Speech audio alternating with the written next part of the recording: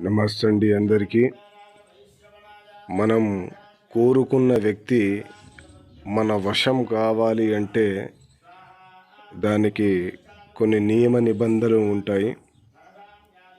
అలాగే వశీకరణ పూజ ద్వారా, వశీకరణ మంత్రం ద్వారా, వశీకరణ మందు ద్వారాగా మనం కోరుకున్న వ్యక్తిని మనం వశం చేసుకోవచ్చు.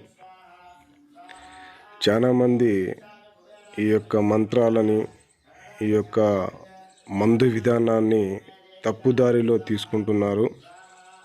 అలా చేసుకోవద్దు. అలా సస్యముఖే విష్ణు కంఠే రుద్ర సమాత్రస్థిత మూలే తస్త్రస్థిత మాధ్య గృహణస్థిత కక్షౌతు సాగర సర్వ సప్త దీపావసుంధరాద్వైతం తైతుర్వేద సామవేద దృఢఘేంచికరి శమ సమాత్రిత. వశీకరణ మంత్రం ద్వారాగా మనం ప్రేమించిన వ్యక్తులను మన అడుగుజాడల్లో నడిచేటట్టు చేసుకోవచ్చు. ఈ మంత్రం మంచికే వాడాలి కానీ చెడుకి ఏమాత్రం వాడకూడదు. అలాగే వశీకరణ పూజా విధానాల్లో అనేక రకాలుగా ఉంటాయి.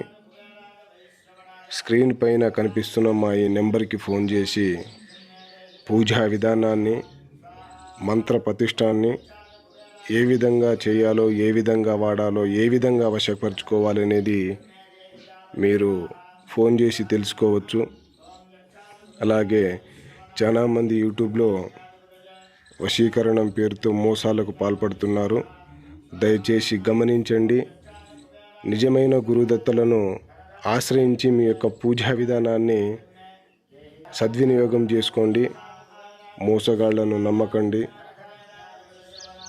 అలాగే మా యొక్క ఛానల్ని వెంటనే చూస్తున్నట్లయితే సబ్స్క్రైబ్ చేయండి, లైక్ చేయండి, షేర్ చేయండి. మీ విలువైన సమాచారాన్ని కామెంట్ రూపంలో తెలియజేయండి.